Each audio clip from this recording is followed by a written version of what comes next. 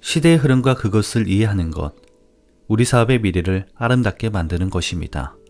지금부터 시작합니다.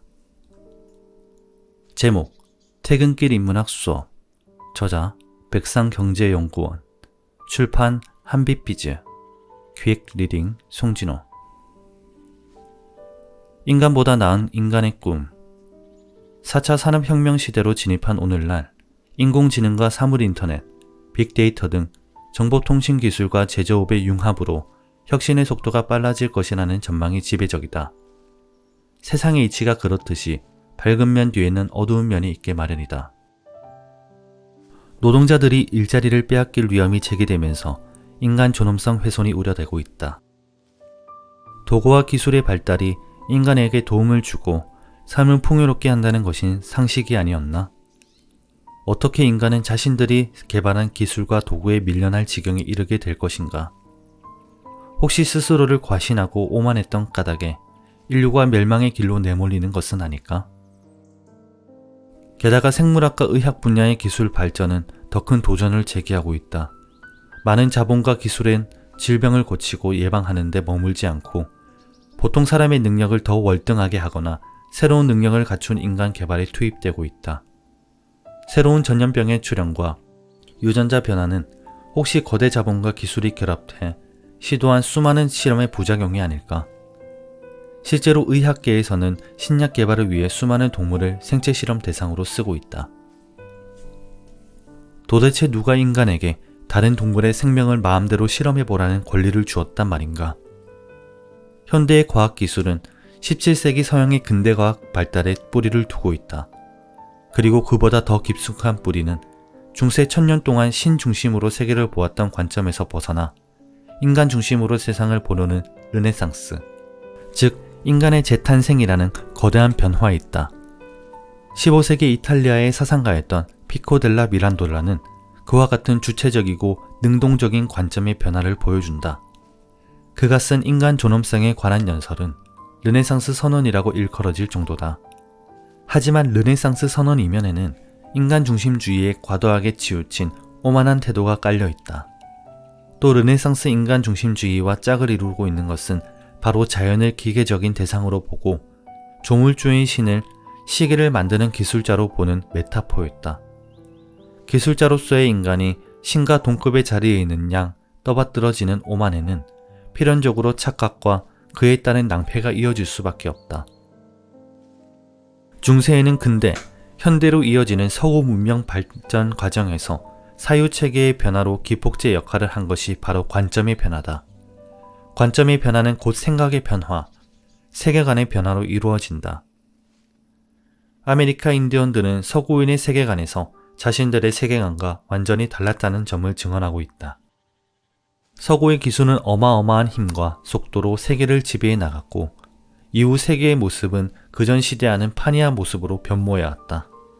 그런데 사물에 지능을 부여하는 것을 핵심으로 하는 4차 산업혁명 이후에는 인류가 맞이할 세계는 더 급속도로 빠르게 변해갈 것이라는 전망을 각 계층에서 내놓고 있다. 사물에 지능을 부여한다고? 인공지능 컴퓨터 발전 역사에서 빼놓을 수 없는 인물로 렐링 튜링이 있다. 곡절 많은 그의 일대기는 영화로 재탄생했다. 바로 이미테이션 게임이다. 이 영화는 앤드루 호지스가 쓴 전기, 튜링 이미테이션 게임을 토대로 만들었다. 튜링은 1951년 BBC 라디오 강연에서 생각의 전체 과정은 여전히 우리에게 매우 신비롭지만 생각하는 기계를 만들려는 시도는 우리 자신이 어떻게 생각하는지 이해하는데 큰 도움이 될 것이라고 믿는다라고 말했다. 튜링의 말처럼 우리는 마치 숨을 들이마시고 내뱉듯이 생각하지만 그것이 무엇인지 아직 잘 모른다.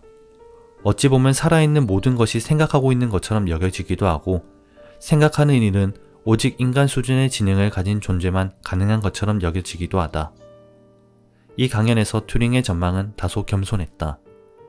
미래에는 인류가 생각하는 기계를 사용하게 될 것이라고 말하기보다는 그 기계가 우리 인간에게 생각하는 행위가 무엇인지 이해하는 데 도움을 줄 것이라고 밝혔다. 사실 생각하기는 서양 근대 철학의 아버지라 불리는 데카르트 이후로 서양 철학의 핵심 개념으로 자리 잡았다. 데카르트는 나는 생각한다, 고로 존재한다고 말하면서 인간의 존재의식에서 생각하기가 핵심이라는 것을 간파했다. 여기서 생각하는 행위의 주체, 즉 사유의 주체로 일컬어지는 코기토가 바로 근대 철학의 한계를 벗어나고자 했던 20세기 말 유행하는 포스트 모더니즘의 격한 비판 대상이었다.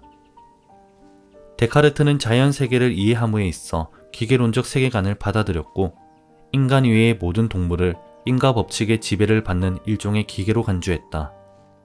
동물은 전적으로 물질로만 이루어진 물질적 대상이지만 인간은 동물과 달리 물질적 신체와 비물질적 정신 결합으로 이루어진 복합적인 존재라고 보았다. 따라서 동물의 내적 작용과 외적 형태를 지니는 것으로 디자인된 기계는 동물과 구별할 수 없는 반면 인간의 안팎을 모방한 것은 아무리 닮아 보여도 인간과 구별된다는 것이었다. 그런데 튜링은 데카르트가 인간의 고유한 정신성을 드러낸다고 보았던 바로 그 생각하는 기계를 궁리했던 것이다. 어쨌든 생각하는 기계를 궁리했던 튜링은 제3차 세계대전에서 독일군의 암호 체계를 푸는 작업에 합류하여 암호 해독에 필요한 작업을 자동으로 빠르게 승하기 위한 기계 콜로서스 제작에 참여했다.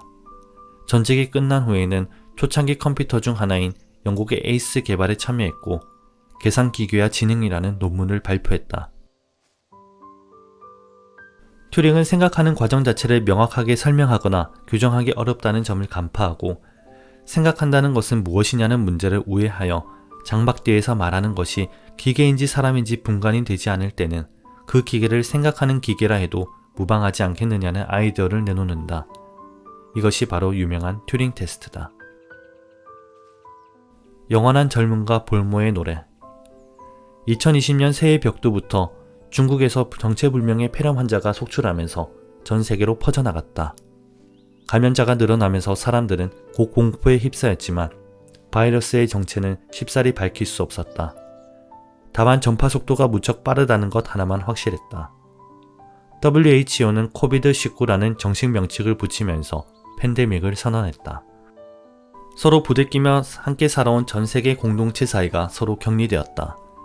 사회적 거리두기 외에는 뾰족한 수가 없었기 때문이다.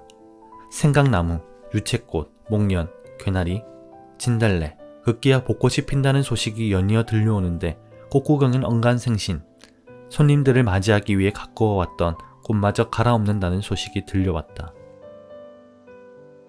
그런데 사회적 격리를 종용하자 희한한 소식이 주변에 돌기 시작했다.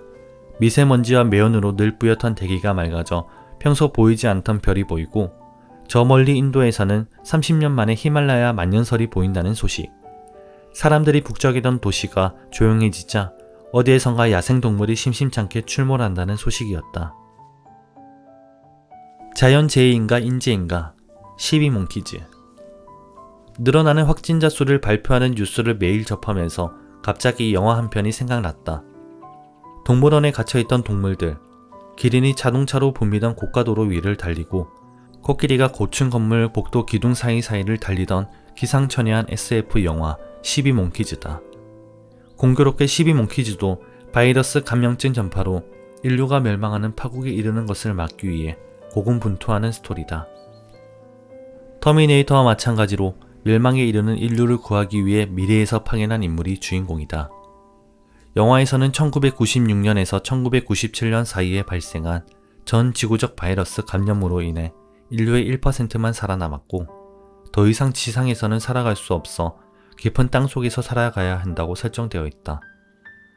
그로부터 30년 후에 미래의 과학자들이 바이러스 감염 경로를 알아내기 위해 관찰력도 좋고 정신력과 의지력이 강한 제임스 콜을 30년 전의 과거로 보내 문제의 해결의 실마리를 찾아낸다는 스토리다. 영화 제목인 12몽키즈는 동물해방운동 그룹의 이름이다. 유명한 바이러스 학자를 아버지로 둔 제프리 고인즈가 동물 생체 실험에 반대하며 우리에 갇힌 동물들을 풀어주는 바람에 도시의 교통이 마비된다. 미래의 과학자들은 이 그룹이 바이러스의 전파의 원흉이라 생각하고 추적했지만 진짜 원흉은 따로 있었고 이를 알아낸 미래의 과학자가 바이러스 전파자를 제거한다는 것을 암시하고 영화는 마무리된다. 12몽키즈에는 인상적인 장면이 많다.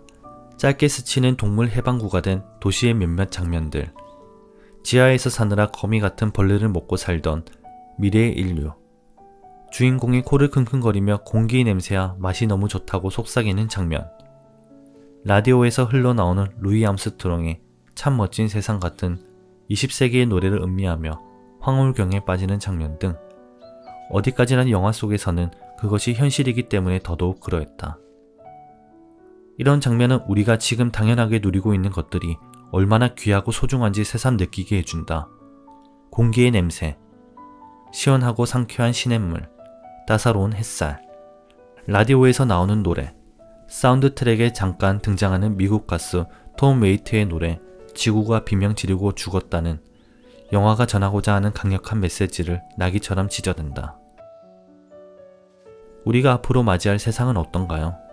성공적인 세상을 위한 준비, 신화 부클과 함께합니다. 감사합니다.